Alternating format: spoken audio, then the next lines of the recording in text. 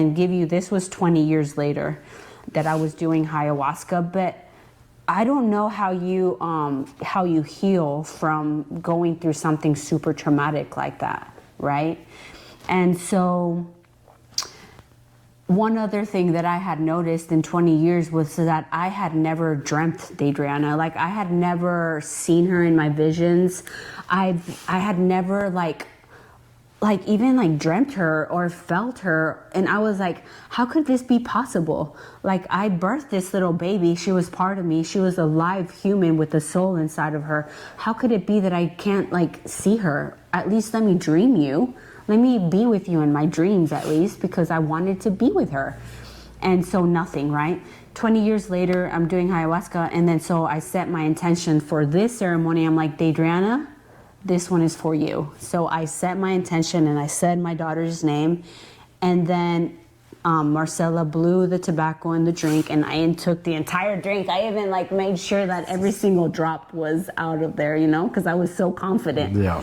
And then I go and I lay down on my little mattress and I'm just laying there and I didn't feel anything. I didn't feel anything for about 45 minutes later. But then all of a sudden, it's not like you gradually feel something and then it just kind of increases. No, all of a sudden it was like, bam, I'm here, I have arrived and we are going through this.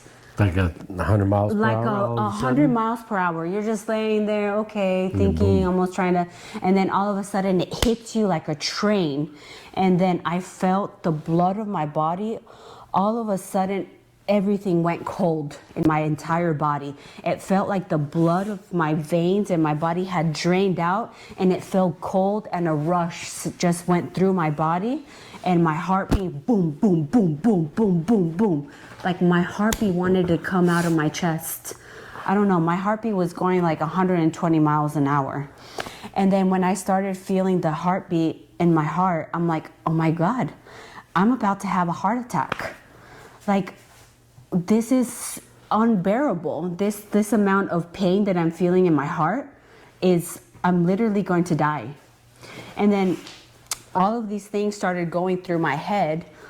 Felipe had just had a vision in his previous vision that he lost me, like I had died and he couldn't find me and that he was trying to search for me because I was nowhere to be found. I'm like, that was it. That was the sign. God was trying to tell Felipe that I was going to die.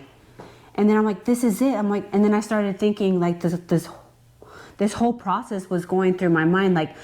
What is my family going to think? What am I going to do? I'm really going to die in Costa Rica? Is this really going to happen? I'm like, what's going to happen to Felipe?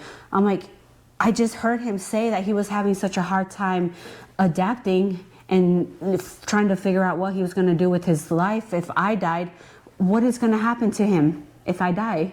And so I was so worried for Felipe. And then all of a sudden I hear a voice that says, Felipe is not your responsibility. Why are you thinking about Felipe whenever you are your own person and you're supposed to be going through this on your own? Why are you thinking about what he's going to do when you're dead? That is none of your business. That is not your responsibility. That's mine.